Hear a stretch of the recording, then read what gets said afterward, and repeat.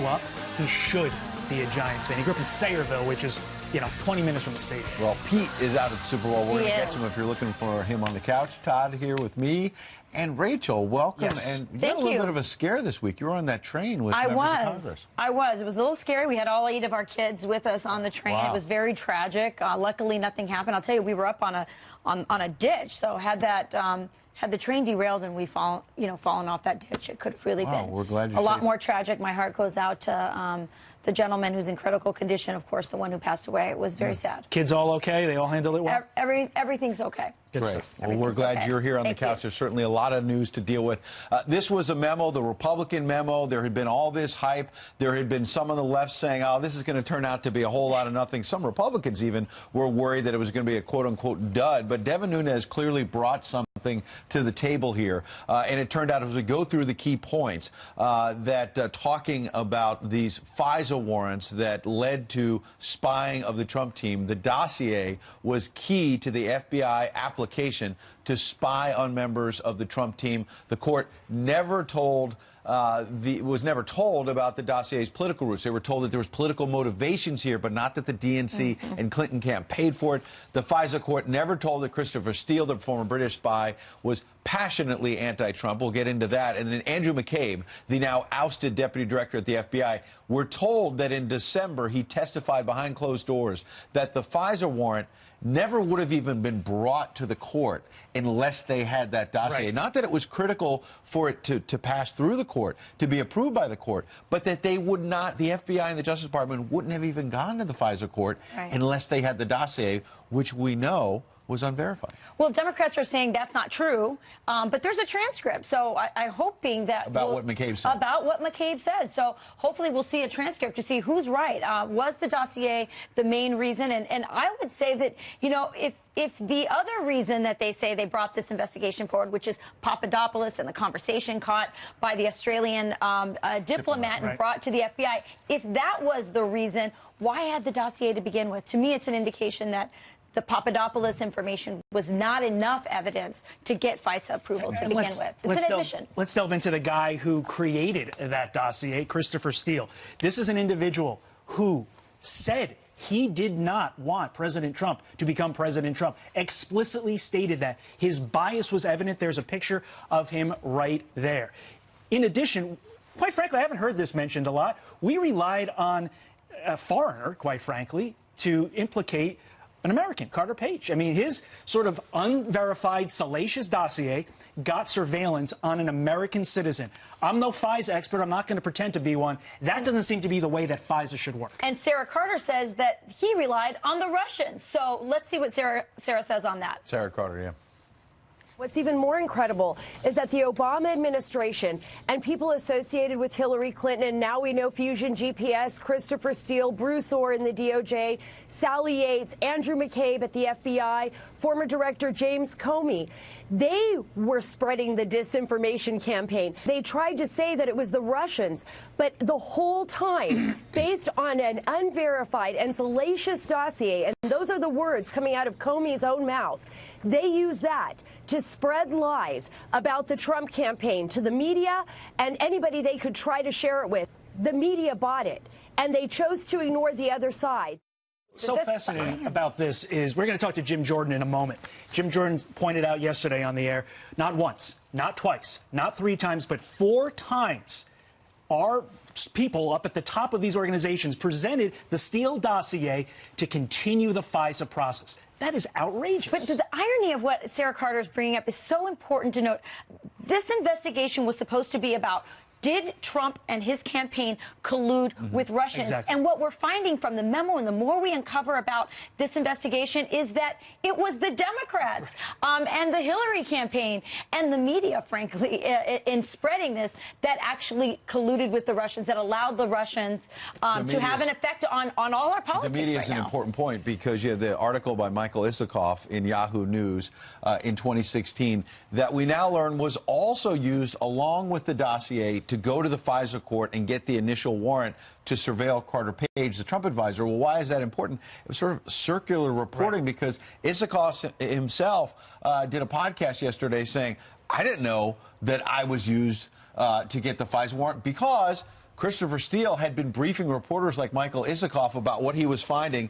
Then they were putting that in the dossier. So the FBI and the Justice Department are taking the dossier with the unverified Steele information and then stapling to it, basically, a Yahoo News story based on the dossier. So it's the same stuff being recycled. The spuriousness of that circular reporting really does underlie this was a political witch hunt. And with that in mind, the much maligned in the other media, Devin Nunes, says, we're not really done just quite yet. This is just the tip of the iceberg.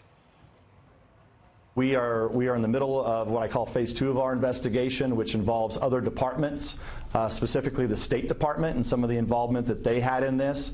That investigation is ongoing, and we continue to work towards finding answers and asking the right questions to try to get to the bottom of what exactly the State Department was up to in terms of this Russia investigation. Now, Democrats have, well, that's right, more coming. Now, Democrats have spent the whole, week, certainly yesterday, leading up to the memo being released, saying that this was going to be, the release of this memo was going to be a danger to national security. Here, let's see what the media has been saying. The next Waco, the next time that federal law enforcement agencies are killed in the line of duty, that's on Trump. I'm not surprised that the FBI comes out and says that this is dangerous. Declassifying this information is dangerous and endangers national security. The so-called Nunes memo, a 4-page memo, which, by the way, threatens extremely classified information and endangers sources and methods. The president wants it out, even though there are concerns that the work of tens of thousands of law enforcement and counterintelligence professionals may be smeared. They're advancing, in some sense, the interests of Russia. You know, adding to that, there was someone at CNN last night who called this a dark moment in history. He was referring to the memo being released. There are others saying, no, the dark moment in history is intelligence being weaponized by one campaign against another through the FISA court, which has never happened in our history. And you had Buck Sexton on earlier who said there's no implication to national security. He actually told me less than zero. Somebody who I think would agree with that, Pete Hegseth, live for us in Minneapolis for Super Bowl weekend. Pete, when you heard this media reaction of the Republic is in jeopardy because of the national secrets that are going to be divulged, what was your reaction? Well, predictable. You guys did a really nice job breaking it down. I mean, when you boil it down, this is political sabotage. This is political sabotage from your opponents when a small group of well-connected, powerful people use political motives and the most powerful arms of our government to target a candidate that they do not want to see in the White House. That's why Dan Bongino calls it the political scandal of our history. This is the weaponization of government for political purposes. It's how republics go down really bad and dangerous roads. So it needs to be investigated all the way down to the bottom and get a sense of who is involved, who made the calls, what justifications were made. I think this is just the beginning of what we're going to see. God bless Devin Nunes and the work they've done. Looks like we'll see a lot more from there as well. Well, yeah, go ahead. I was just saying, I mean, you're so right, Pete. This is the first time we've ever seen one administration spy on the campaign of their opponent in a presidential election. This is huge. Yeah, let's not let the distraction of Nicole Wallace and other members of the media talking about who's to blame, and it's all distraction. It's all trying to muddy the waters away from what actually happened, which is we're having to rip details out of the deep state because Hillary Clinton was supposed to win, and we were not supposed to see any of this. Stay focused real quick, on that. because we're going to get back to you, and we'll have a little fun with the Super Bowl, but how do you balance this? Because I've been getting this on social media this morning from some of our viewers that they're frustrated with the NFL. They're not going to watch the Super Bowl this year. How do you balance all that? Because you've talked very openly about the anthem and some players not standing. I have the same frustration, guys. Listen, I was pulling for my Minnesota Vikings all year because none of those players kneeled for the anthem. That was my justification. At the end of the day, you kind of step back and say the Super Bowl itself is a national institution. We can celebrate that. We can all stand for the anthem. We can celebrate our country. But, yeah, hey, I understand if people don't tune in. I totally get it. And I think the NFL is going to get a chance next year to prove that they've fixed this. And that's what are we going to see from you later this hour, Pete? Because you said that very well. But there's this rumor that you want to be a linebacker. Do we see any drills or anything? Yes, I'm trying on the offense first. I spent yesterday with Stephon Diggs and Kyle Rudolph, 2 stars of the Minnesota Vikings, and we did an obstacle course called the Farm Bowl, in Minnesota and in Wisconsin, Rachel. We like to do a lot of farming. We tried some farm equipment maneuvers, and it's an obstacle course. Had a little fun with it. I got to throw a fake pass to Stephon Diggs. It was pretty cool. So we'll bring that to you on the other side. Fake passes, fake news, everything from Pete Hegseth. We're going to come back to you, buddy. Actually, no, I walked into that one, Ed. Come on. No, nothing fake here. All right. Good to see you. We'll see you soon, buddy. Big news. Thanks, we're going to get to it every hour on the hour. Former FBI Director James Comey ripping apart the FISA memo on Twitter, calling it, quote, dishonest and misleading. Well, Ohio Congressman, Republican Jim Jordan, has wanted the memo out for a long time. He's fired up and ready to react next. Take a look. Look who's in our green room right there. It's Michelle Malkin. She joins us live on set coming up, and I'm not a betting man, but I have a hunch she's going to have something to say about this. She'll have something. Do you think? He's going to be fired up.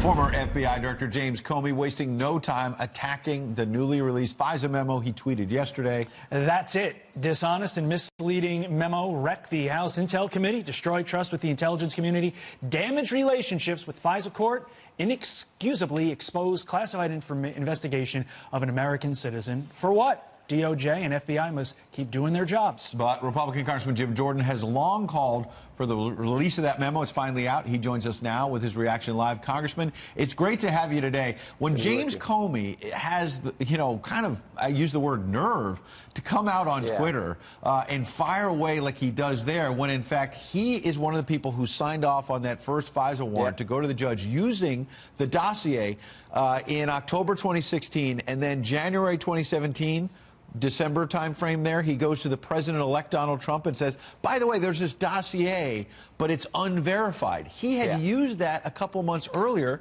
to get a FISA warrant. Yep. Salacious and unverified, his words, not our words. And what you had is in the midst of a presidential election, the FBI takes one campaign's Oppo Research political document to a secret court to get a secret warrant to spy on an American citizen, and they don't tell the court who paid for it, namely the Democrat National Committee and the Clinton campaign.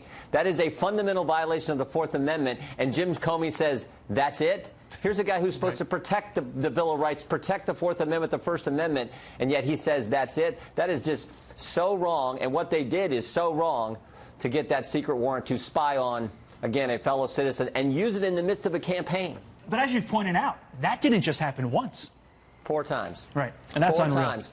And 4 times they went to the court and didn't tell him about Bruce Ohr and Nellie Ohr. And 4 times they went to the court and didn't tell him that they had terminated their relationship. This is important. First time I read it, I didn't get this point as much as I did the second time. They had terminated their relationship with Chris Steele because he fundamentally violated a trust, a sacred trust. When you have an informant, that informant is not supposed to go to the press and tell the press that he's working with the FBI. So they got rid of Chris Steele, no longer had that relationship, and yet still took the document he produced to the court to get the warrant. That is not supposed to work that way, and yet they did that very thing. Hey, Congressman, as well, you've been calling for a second special counsel to finally really just get to the bottom of this once and for all. Yeah. Let's talk about that, but specifically with something I want to hone in on here is that basically people get frustrated that these things become political footballs. And as well, the Republicans say this, Democrats say that. Were there actually crimes here? Because I'm struck by the fact that just a few weeks ago, Republican Senators Chuck Grassley and Lindsey Graham sent a criminal referral, as you know, to the Justice Department involving the former British spy Christopher Steele. And many people in the media were shaking their heads, dismissing this. Now that we've seen the dossier, is there real grounds for that criminal referral? Well, yeah, I think there's grounds for the criminal referral, and I definitely think there are grounds for a second special counsel because I'm not a big fan of special counsels, but I see no other remedy. And that's why 6 months ago, Mark Meadows, myself, and several others, we called for a second special counsel then. I think now more than ever, it is certainly warranted. The one thing I always say, though, is don't have it be someone from Washington, like Mueller and his team, all the Washington insiders. Have it be a judge, a retired federal judge from somewhere in the middle of the country, somewhere outside the swamp. Have them put together a team, then go do the investigation, and then whatever conclusion they reach, I think there's a much better chance that the American people will accept that conclusion. If it's someone from D.C., if it's Mueller who tries to expand, I think that's a problem. If it's Attorney General Sessions who's recused himself, I think that's a problem. Right. So I see no other remedy but a second special counsel. Congressman, in the 10 seconds we have remaining, should this be the end of the Mueller investigation?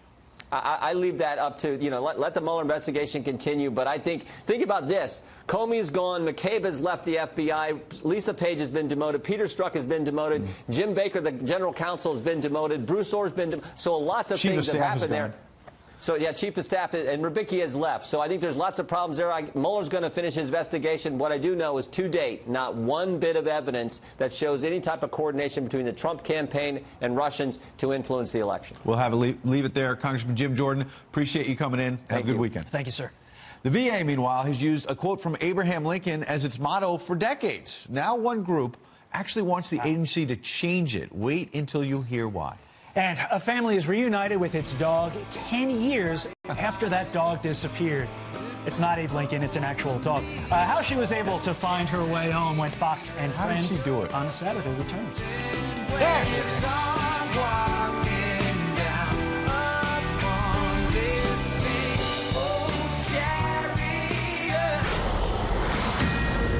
And a Fox News alert.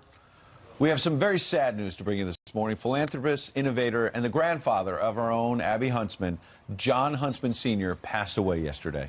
He was an extraordinary man who did amazing things, including the creation of the Huntsman Cancer Institute 22 years ago. Last year, on his 80th birthday, the Institute unveiled a brand new research facility, and Abby was able to see firsthand what an impact her grandfather had on so many lives. Take a look.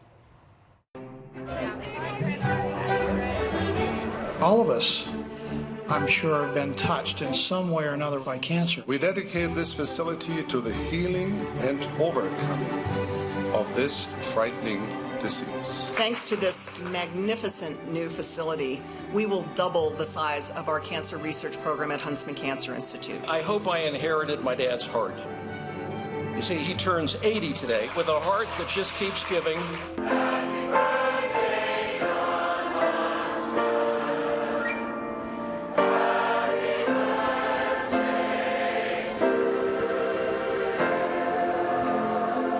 We will be able to end this disease once and for all. And in this spirit, and in this cause, and as a birthday gift from me to you, our family and the Huntsman Cancer Foundation hereby donates another $120 million to this cause. Thank you very much. Happy birthday! Happy birthday! So when did you first decide that you wanted to give everything you had to cancer? I decided when my mother died in my arms in 1968. I thought if ever I could succeed in any way, I would like to do something for her and cancer. And I had it 4 times. After the second time, I said, I mean, this is the end of this stuff. It's got to come to an end. And so in 1993, we began this facility. These are the heroes of our lives, these cancer patients. You know, they don't complain. They're taking chemotherapy or surgery or radiation, and I think someone wants to say hello to you. Mr. Huntsman, I was diagnosed with incurable multiple myeloma in December of 2014. I found my way to your unit, and I've just completed a bone marrow transplant. Excellent. God bless you for this facility, sir. Thank you. Now we're going into the chemotherapy. This is the largest chemotherapy center in America. Holds 108 Wow. when we get fully staffed. And I want them all to have a beautiful view. Look at this. You're Good so service. right. I've never been in here before. You doing okay? Yes, doing good. Thanks for taking care of these wonderful people for us. Tell me, what kind of cancer do you have? I have melanoma. Oh, do you? Since last September. Uh-huh. I've had 2 brain surgeries and 8 tumors removed. 8 tumors? Yes. You look great to me. Thank you. It's a beautiful thing to come up here. Thank you. And feel like, in some way, the Lord has placed this here by blessing you. Thank you very much. Hi, I'm Abby. Hi there. I'm Roberta. Hi, Roberta. Hi there. How long have you had the disease? I found out last January. How are you progressing? Pretty good. Good. I'm so honored to meet you. I'm honored to meet you. And, sit down. No, if I want a hug. How are Thank you, you dear? for all you do. We really appreciate it. No, it's sweet of you to let us see you. Yes. Tell us a little bit about your situation. I am a stage 4 melanoma patient. Yes. And I've had melanoma for 8.5 years. So Where is your melanoma located? I started with a mole on my forehead, Yeah. and now it's in my brain, lungs, liver, spleen, bones, in my neck. So it's a fighting cancer. When I walked in, the first thing I saw was your smile. Oh, thank you. I mean, you just you can tell a happy person. And a Yeah, fighter. I try every day. You just gotta figure the best out of the worst. So. What a great attitude. Great advice. It's so nice to meet you. Thank you. It's an honor to meet you. Our love My dad would say thank you as well. So. Our love to you. Thank you so much for this wonderful facility. When I found out that the research could genetically target Isn't that something? the chemotherapy to the tumor itself, I was just amazed to blown see away. that type of research. I just Your know we're treatment. very lucky to be able to be in Yeah. here right now. Very, very. And Love you all very very blessed, much. and it started with you. Wow. Really wonderful piece. It is a beautiful piece. What a legacy. It's unbelievable what he has done for so many. We have a statement from our very own Abby. My grandpa was and will continue to be the truest example of what it means to live the American dream. Serving his country, his church, and community, he taught me the importance of trust, hard work, giving back, loving unconditionally, and above all else, family. He was old school, nothing but handwritten notes and firm handshakes until the day he passed. Giving everything he had to help cure cancer, this world is a much better place because of the 80 beautiful years he lived. He will be so missed. Well Our said. condolences to Abby and her family. Yes. What a beautiful story. Really is. And I sent her a note last night, said she was heartbroken and that she's really thinking about her granddad, but you can see from that piece and the love that she brought to that piece, what an awesome legacy he leaves behind. Absolutely. Well, still to come, politicians have made it clear how they feel about the president keeping Guantanamo Bay open. But what do the men who fight wars think? We're going to ask the man who killed bin Laden, Rob O'Neill, coming up. Plus, Democrats said releasing the Republican memo would endanger national security. But they also told you that you should believe the author of the dirty dossier, now under fire. So why the double standard? Michelle Malkin on deck, and she's on fire.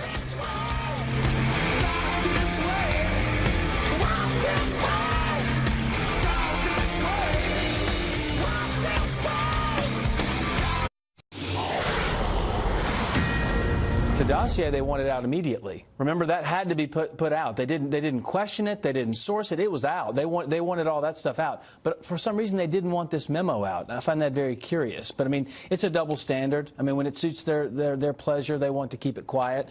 This is something that obviously is of deep concern to the American people. To use a Democrat-funded document that's clearly used for it's a campaign oppo dump, to use that and not tell the judge that's what you're doing when they're signing FISA warrants, that's very dangerous. A remarkable story, and someone who I bet has a whole lot to say about it is Michelle Malkin, host of Michelle Malkin Investigates on CRTV. Good morning. Great to actually see you in person. I'm glad to join you on the Kirby couch. You have a lot of people in the mainstream media just almost like laughing the story off, saying, it was a dud. Yeah. You know, I'm old enough to remember during the Bush years when there was a leak, wasn't a leak, that the newspapers wouldn't run to and embrace. And then also, of course, those leaks always somehow happen to redound to the detriment of the Bush administration. And, you know, here we have all of the open watchdogs groups and all of these journalists who are supposed to, you know, shed sunlight, and sunlight is supposed to be the best Safeguards of disinfectant. democracy, watchdogs. And in fact, instead, what we have is a Stonewall media to match the stone-faced Democrats this past week. Yeah, I mean, we've never seen, I mean, you guys are journalists. Have you ever seen a time where journalists are saying we want less information, we want less transparency, trust the government on this? Well, and obviously the contents of the memo show exactly why, because it is confirmatory, not revelatory, that you had these liberal media journalists who were in cahoots all the collusion accusations that we've heard over the past year were just really severe psychological projection. And what about the Yahoo article? I mean, I think we have a full screen right now. The Michael Isikoff article, September 23rd, 2016. U.S. intel officials probe ties between Trump advisor and Kremlin. The basis for that article is the dossier, which was then used, the article and the dossier, which are basically the same thing at this point, yes, to get the FISA warrant. Well, it's the worst kind of self-referentialism. I mean, it is like the worst bizarro mirror maze. I mean, it's like a Ray Bradbury mirror maze of these people and that circularity. And interestingly enough, Michael Isikoff and David Korn, who's the other journalist who was name-checked in the memo, are co-authoring a book on the Russian collusion story that's coming out in March. What a coinky-dinky. That smells awful. Yeah. So, but when you hear the other side point out, as they do, they push back the other side from Devin Nunes, Democrats like Adam Schiff are saying the dossier may have been an important part of what was brought to the FISA court. But as you know, and you've dug into this legally, and you have the perspective of the Bush administration surveillance when that was a big issue as well, that these FISA warrants, what you bring to the judge is not just 4 pages like this memo. Right. Dozens and dozens of pages. Is it possible there's a lot more evidence that went to the FISA court that we just have not seen yet? So from people who are reporting, who have seen the underlying documents, they're saying that what the memo summarized was absolutely accurate. And we're getting pushback, as you said, Ed, from these Democrats who apparently have their own 10-page memo that's going to show allegedly that there was much more disclosed to the FISA court than they said. But I think the bottom line, the foundational point here is that information was suppressed, and it was key information about who funded the junk dossier. And in fact, to your point, the Democratic memo that you just mentioned, yes, the New York Times today says the Democratic memo points out that Christopher Steele had political motivation, or that this was coming from some politically motivated sources. But it did not disclose. Even the Democrats That's say right. They acknowledge it did not disclose the source of the funding. Of the money. And so the memo also tells us that there were 3 other applications that were approved with regard, I think, only to this specific issue. But then there's this larger question for the American public about how many other FISA warrants and applications were based on, other junk sites. There's plenty of other Fusion GPSs out there. Well, we had clips this morning from Devin Nunes saying, hey, this is just the beginning. We're just scratching the surface here. So tip of the iceberg. That means we'll have you back. That's right. Michelle, thank you so Michelle. much. Good to see you. Turning now to your headlines. President Trump taking his message to build a wall straight to border agents at the National Targeting Center in Virginia. Securing the border, that's also a wall, a real wall, not a little wall like some people said. Let's just build a little wall. They have them. They don't work. The president also threatening to cut off aid to countries refusing to accept deportees. If they don't take them back, we'll put sanctions on the countries. We'll put tariffs on the countries. They'll take them back so fast your head will spin. Thanks to President Trump, ICE Acting Director Thomas Homan informing the president border crossings that are at a 45-year low. Fighting for their lives, 3 women violently attacked by a carjacker, a man punching and kicking them as the women fiercely fought back inside of a nail salon in Southern California. One of them smacking him right in the face with a chair. Employees from a neighboring business finally coming in, taking down the suspect before police arrested him.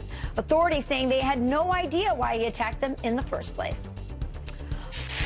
Honest Abe at the center of a new debate. One group now calling for the VA to change its official model of 59 years. A quote from Abraham Lincoln's second inaugural address reading, quote, to care for him who shall have borne the battle and for his widow and his orphan. The Iraq and Afghanistan Veterans of America saying it excludes female service members, symbolizing barriers they face. The VA responding, hey, we're not going to make that change. An incredible homecoming. A dog is reunited with its family after missing for 10 years. Deborah Suveld and her family assumed their dog Abby had died after she ran away from their Pennsylvania home in 2008. But the Black Labrador mix showed up on the stranger's front porch last week, just 10 miles from home. The Good Samaritan contacted the animal shelter, which discovered the dog's microchip. the vet then contacting Abby's family. Wow, that's an amazing, awesome story. Wow. Those are your headlines. Must be so happy. The Trump administration, meanwhile, following through on another promise, strengthening our nuclear capabilities as Russia develops a nuclear torpedo that can hit the U.S. How big of a threat is this? No one better to explain than Rob O'Neill. He's next. And you know about the Super Bowl, right? But what about the Farm Bowl? Yep, he putting his farming skills to the test with some of the NFL's best. That is coming up. That's what he meant. He wouldn't be in the NFL, he'd be in the Farm L or something.